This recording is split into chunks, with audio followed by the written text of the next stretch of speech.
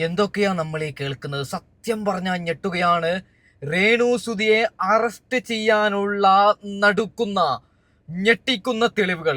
ഏത് സാറന്മാർ, ഏത് പോലീസ് സാറന്മാരല്ല നമ്മുടെ പ്രധാനമന്ത്രി നരേന്ദ്രമോദി വന്ന് ചോദിച്ചാലും ഈ ഒരു തെളിവ് കാണിച്ചു കഴിഞ്ഞാൽ രേണുസുതിയെ ആ സ്പോട്ടിന് അറസ്റ്റ് ചെയ്യും. അത്രയും വലിയ നടുക്കുന്ന ഞെട്ടിക്കുന്ന തെളിവാണ് വന്നത്.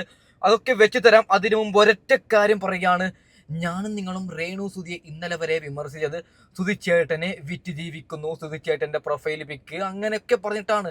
എന്തൊക്കെയാ നമ്മൾ ഈ കാണുന്നത്? സ്വർണ്ണക്കടത്തുമായി ബന്ധം രേണുസുതിക്കെന്ന നടുക്കുന്ന ഒരു ഫോൺ സംഭാഷണം. നിങ്ങൾ അതൊന്ന് കേൾക്കണം. അത് നമുക്കൊന്ന് ഞാനൊന്ന് വെച്ച് തരാം. ഓക്കെ. ആ ഇവളൊക്കെ ഒരു ഗ്യാങ്ങാണ്. ഇവള് വേറൊരു വീഡിയോക്കകത്ത് ഇവള് ചെന്നിരുന്നു, അവളുടെ അടുത്ത് ചെന്നിരിക്കുന്നു. അപ്പൊ അവക്കാണെങ്കിൽ ഈ പോപ്പുലറായിട്ട് നിൽക്കുന്ന ലേഡീസുകളുണ്ടല്ലോ, അപ്പൊ ആ ലേഡീസുകളെ കസ്റ്റമർക്ക് കൊടുക്കുമ്പോഴത്തേക്ക് ഇവർക്ക് നല്ല പൈസ കിട്ടുമെന്ന് തോന്നുന്നു. മനസ്സിലായില്ലേ? അതായത് ഇത്രയും ഫേമസ് ആയിട്ട് നിൽക്കുന്ന ആൾക്കാരെ കൊണ്ടുവന്ന് ആർക്കെങ്കിലും ഒക്കെ കൊടുക്കുമ്പോൾ ഇവർക്ക് ഒത്തുകൂടെ നല്ല പൈസ കിട്ടും അവക്ക്. അങ്ങനത്തെ ഒരു പരിപാടിയുണ്ട്. അതിന് വേണ്ടിയിട്ട് എനിക്ക് തോന്നുന്നു രേണുവിനെ സംസാരിച്ചതാണെന്ന് എനിക്ക് അവളുടെ ആ സീറ്റയിൽ പിന്നെ അവള് കള്ളു കുടിക്കുമെന്ന് പബ്ലിക്കായിട്ട് അവള് പറയുകയും ചെയ്തല്ലോ. അവള് വെക്കാടിയ എന്തായാലും പറയുകയാണല്ലോ അടിക്കുന്നതെന്ന്. അപ്പൊ അതുകൊണ്ട് മാജിക് എന്തര. പക്ഷെ അത് ഞാൻ പറയുന്നത് ഇവള് ഒരു ടേബിളിൽ ഇരുന്ന് ഉണ്ടായിരുന്നു. എന്താണ് സംസാരിച്ചതിനെ ഇവക്കൊക്കെ മാത്രമേ അറിയാവൂ.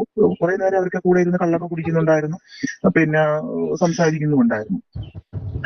ഇവളുടെ ഞാൻ പറയുന്നത് ഈ സംസാരിച്ചവളുടെ ബിസിനസ്സിലാണ്. അത് വ്യക്തമായിട്ട് നമുക്ക് അറിയുന്ന കാര്യമാണ്. അവളുടെ ബിസിനസ്സിലാണ്. പല ആൾക്കാർക്കും അറിയാം അവളുടെ ബിസിനസ്സിലാണെന്നുള്ളത്. പല ഗ്രൂപ്പിനകത്തുനിന്ന് ഈ ബിസിനസ് കാരണം ഇവളുള്ള ഗ്രൂപ്പിനകത്ത് നിൽക്കാൻ പറ്റുമെന്ന് പറഞ്ഞ് പല ഗ്രൂപ്പിനകത്തുനിന്ന് പലരും ഇറങ്ങിപ്പോയി. അതുപോലെ ചില ഗ്രൂപ്പുകളിൽ നിന്ന് ഇവളെ റിമൂവ് ചെയ്തിട്ടുണ്ട്. പകരം ഇവള് തലയിൽ തട്ടുവിട്ടാണ് നടക്കുന്നത്. ഇവള് ഹിന്ദുവാണ്. യഥാർത്ഥത്തിൽ ഇവള് ഹിന്ദുവാണ്. പക്ഷെ ഇവളെ വർഷങ്ങൾക്ക് മുമ്പ് ഇവളിവിടെ ഈ നാട്ടില് അവളാ നാട്ടിൽ വന്നിട്ട് ഇവിടെ എന്തോ ജോലിക്കായിട്ട് വന്നിട്ട് മറ്റേ പരിപാടിക്ക് ആരാ കൊണ്ടുവന്നതാ, വേറല്ല ഇവിടെ കൊണ്ടുവന്നിട്ട് പിന്നെ അതിൽ അങ്ങനെ ഏതോ ഒരു മുസ്ലിം ഒരാളെ ഇവളെ സ്വീകരിച്ച് ഇവളെ കെട്ടി ഒരു മോനുമുണ്ട്. ഒരു മോനുമായിട്ടാണ് താമസിക്കുന്നത്. ഇവളെ മോൻ തന്നെയാണ്.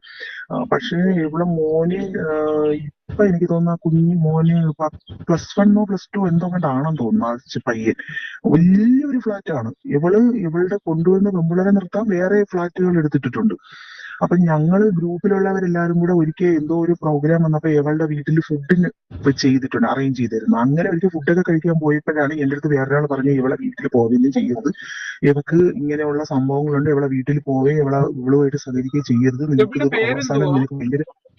ഇവളുടെ പേര് ഷൈല എന്നാണ് ഇവളെ വിളിക്കുന്നത്.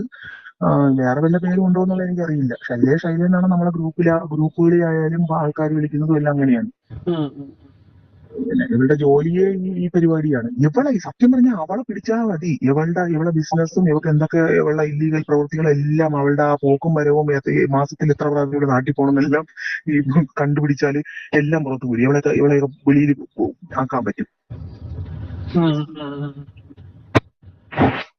എന്തായാലും കൊള്ളാം. പിന്നെ ഈ പെൺകൊച്ച് ഇപ്പൊ കാണിക്കുന്ന പിന്നെ കുറച്ച് കൂടി പോയി.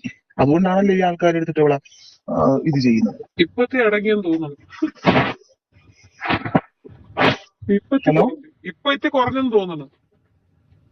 ഇപ്പോഴത്തെ കുറഞ്ഞിരിക്കുന്നു തോന്നുന്നു. അതിങ്ങനെ നടന്ന് എല്ലാവരും ഇപ്പൊ ഇങ്ങനെ പറഞ്ഞുകൊണ്ടിരിക്കുകയില്ല. അതുമല്ല മൊത്തത്തിൽ ഇങ്ങനെ ഇത് ബാനാക്കുമെന്നൊക്കെ ഇങ്ങനെ പൊതുവെ ഗവൺമെന്റും കൂടെ ഇങ്ങനെ പറഞ്ഞേക്കില്ലേ, ID എല്ലാം കട്ടാക്കി കളയുന്നു. അതുകൊണ്ടായിരിക്കും ചിലപ്പോ ഇപ്പൊ കുറച്ച് വെച്ചിരിക്കുന്നതെന്ന് തോന്നുന്നു. കുറച്ചുകൂടി പോയി. എവിടെ വിചാരിച്ച് ഇങ്ങനെ ആയി വരുമ്പോ വലിയ ഫേമസ് ആകുമ്പോഴത്തേക്ക് കാണിക്കാൻ വെച്ചു. എന്റെ കൂടെ അന്ന് സംസാരിക്കുകയൊക്കെ ചെയ്തപ്പോൾ ഒരു പാവം കുട്ടിയായിരുന്നു. അന്ന് പ്രോഗ്രാമിന് വന്ന് എന്റെ അടുത്ത് വന്ന് സംസാരിക്കുകയൊക്കെ ചെയ്ത് ഒരു പാവം കുട്ടി. പക്ഷെ എല്ലാവരുടെ പോയി, എല്ലാ ആണുങ്ങളുടെ പോയി സംസാരിക്കുന്നുണ്ട്, അവർക്കൊക്കെ നമ്പർ കൊടുക്കുന്നുണ്ട്. അതെല്ലാം നമ്മൾ അവിടെ നിന്ന് ഇങ്ങനെ കാണുന്നുണ്ടായിരുന്നു. പിന്നെ ആ സത്യം, എല്ലാവർക്കും നമ്പർ കൊടുക്കുന്നു, എല്ലാവർക്കും എടുത്ത ടേബിളിന്റെ എല്ലാവരുടെയും ടേബിളിന്റെ അടുത്ത് പോയിരിക്കുന്നു. ഞാൻ ചോദിക്കുന്നു, ഇവിടെ ഈ ഉദ്ഘാടനം പറഞ്ഞ് വിളിച്ചിട്ട് ഇവൾ അവിടെ എന്താണ് ചെയ്യുന്നതെന്ന് എനിക്ക് മനസ്സിലാവുന്നില്ല. ഞാൻ അവിടെ നമ്മളെ കൃത്യത്തിൽ അവിടെ ഇങ്ങനെ ഇരിക്കുകയാണ് ചെയ്യുന്ന, ഓരോരുത്തർ വരുമ്പോ ആ രേണുസുതി അപ്പൊ ഒരു സെൽഫി എടുക്കുന്നു, പിന്നെ ഫോട്ടോ എടുക്കുന്നു, അത് കഴിഞ്ഞിട്ട് നമ്പർ വാങ്ങിക്കുന്നു, കുറച്ചു നേരം അവരോട് ഇരുന്ന് സംസാരിക്കുന്നു, ചിലപ്പോൾ അവർ കള്ള് ഓഫർ ചെയ്യുന്നു, അത് കുടിക്കുന്നു. ഞാൻ ചോദിക്കുന്നത് എന്താണ് ഈ ബാറിനകത്ത് ഈ ഉദ്ഘാടനം എന്ന് പറഞ്ഞ് വിളിക്കുന്നത് എന്താണെന്ന് എനിക്ക് മനസ്സിലാവുന്നില്ല. പിന്നെ പാട്ട് പാടുമ്പോൾ കൂടെ ആ പാടുന്നവരുടെ കൂടെ കയറി വന്ന് ഇതുപോലെയുള്ള ഡാൻസുകൾ കാണിക്കും.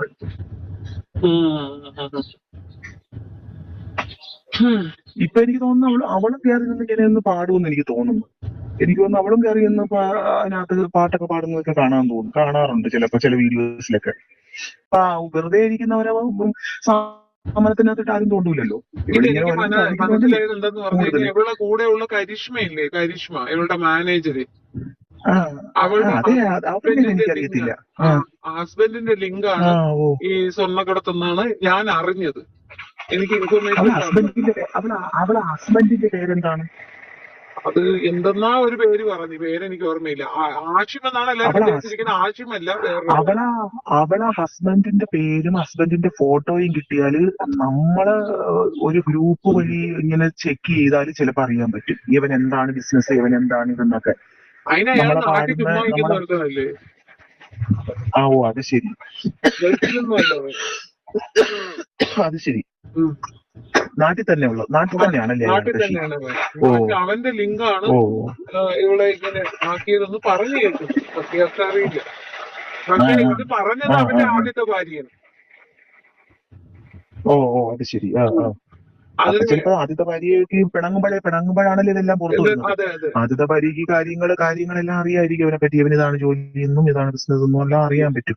കാരണം നമ്മളിപ്പം നമ്മളൊരു ഗ്രൂപ്പിനകത്ത് ഉണ്ടായിരുന്ന ഒരു ലേഡി, അവര് തമ്മിൽ നമ്മൾക്ക് ശരിയല്ല എന്ന് തോന്നിയത് കൊണ്ടാണല്ലോ നമ്മളിത് പറയുന്നത്. ഇവർ ഈ പെണ്ണുമ്പിള്ളയുടെ ബിസിനസ് ഇതാണ്, ഈ പെണ്ണുമ്പിള്ള ഇതാണെന്ന് നമ്മൾ പറയേണ്ടി വരുന്നത്. കാരണം നമ്മളെ നല്ല രീതിയിൽ നമുക്ക് സഹകരിച്ചു കൊടുക്കൊണ്ടിരുന്നപ്പോൾ നമുക്കിത് അറിയില്ലായിരുന്നു. പലരും പറഞ്ഞു തന്നപ്പോഴാണ് നമ്മൾ അറിയുന്നത് ഇവർക്ക് ഇതാണ് ബിസിനസ് എന്നും ഇവരുടെ ജോലി ഇതാണെന്നും നമ്മൾ അറിയുന്നപ്പോഴാണ്. അതോടുകൂടി ഞാൻ ഇവളുമാരുമായിട്ടുള്ള സഹകരണം നിർത്തി. ഞാൻ വേറൊരു വീഡിയോ ഞാൻ ഇട്ട് തരാം കേട്ടോ. പിന്നെ എന്റെ വോയിസ് കേൾക്കുമ്പം എനിക്കിതുള്ളവർക്ക് അറിയാൻ പറ്റും നമ്മുടെ. പിന്നെ താൻ ഈ പറഞ്ഞതൊക്കെ തന്നെ ആഷിമിന്റെ വൈഫ് പറഞ്ഞിട്ടുണ്ട്. ഈ സാധനങ്ങൾ അവൻ പറഞ്ഞു, പക്ഷെ ഇത്രയും കൃത്യമായിട്ട് സംഗതി പറഞ്ഞിട്ടില്ല. അവര് പറഞ്ഞു ഇത് കരിയർ ദിവസം കൊണ്ട് ഞാനിത് കുറേ ദിവസം കൊണ്ട് ഈ അല്ലെങ്കിൽ തന്നെ ആലോചിച്ച് നോക്ക്, ഇവർ അങ്ങോട്ട് പോകുമ്പോ വരുന്നതാണല്ലോ ഇങ്ങോട്ട് വരുന്നത്, കൊണ്ടാ വരുന്നത്. ഇവർക്ക് കൊടുക്കാൻ ആൾക്കാരുള്ളത് കൊണ്ടാണ് അത്രയും ഇതും കൊണ്ട് വരുന്നത്. കാരണം അവിടെ വരുന്നവരും പോണവരും എല്ലാം പിന്നെ ഇവിടെ നമ്പരും വാങ്ങിച്ചിട്ടല്ലേ പോണത്. അവർക്കൊക്കെ എന്തെങ്കിലും ഇതുണ്ടാവും. അതുകൊണ്ടല്ലേ കൂടെ പോണം. നമ്മളൊക്കെ ഇവിടെ നിൽക്കുന്നില്ല. നമ്മളെയൊന്നും എന്തുകൊണ്ട് നമ്മളെ ഒരു മനുഷ്യരും വന്ന് ഈ സ്വർണ്ണക്കടത്തെന്നോ അതെന്നോ പറഞ്ഞ് നമ്മുടെ അടുത്ത് എന്തോ സ്വാധീനിക്കാത്തത്? നമ്മളെന്ത് സ്വാധീനിക്കാത്ത? നമ്മളിവിടെ 8 വർഷം കൊണ്ട് ഇവിടെ താമസിക്കുന്നല്ലേ. നമ്മള് ഇപ്പൊ ഞാൻ വർഷത്തിൽ നമ്മുടെ നാട്ടിൽ പോകുന്നത് ഒരൊറ്റ മനുഷ്യർ നമ്മൾ സ്വാധീനിക്കുന്നില്ലല്ലോ. അപ്പൊ ഇങ്ങനെയുള്ളവരെ സ്വാധീനിക്കുന്ന ഇങ്ങനെയുള്ളവർ കൊണ്ടുപോകാം. അതിനാണ് ഇവരെ മാസത്തില് ഉദ്ഘാടനം എന്ന് പറഞ്ഞ് അങ്ങോട്ട് കൊണ്ടുപോകുന്നത്. എന്താണ് ഉദ്ഘാടനം? അവിടെ ബാറിൽ കള്ളും കുടിക്കുന്നത് എന്ത് ഉദ്ഘാടനം? എന്തായിരുന്നു അവിടെ? ഒരു ഉദ്ഘാടനവും ഇല്ല. 13 ദിവസമൊക്കെ നിൽക്കുന്നത് ഇവളുടെ പ്രോജക്റ്റിന് വേണ്ടി ആയിരിക്കാം.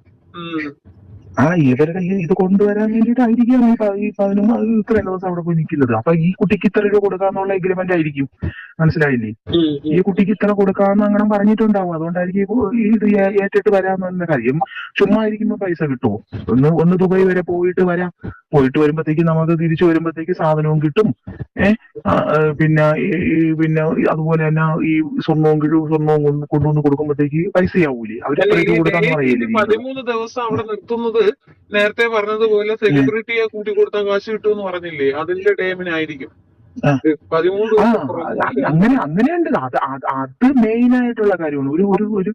ഒരു സെലിബ്രിറ്റീനെ കൊടുക്കുമ്പോൾ ഇവർക്ക് നല്ല പൈസ കിട്ടും. ഈ നായിന്റെ മോളെ തന്നെ ഒരിക്കൽ നമ്മളെല്ലാരും കൂടെ ഇങ്ങനെ ഇരിക്കുന്ന സമയത്ത് ഇവള് പറഞ്ഞിട്ടുണ്ട്, ഒരിക്കൽ ഇരുന്ന് പറഞ്ഞിട്ടുണ്ട്.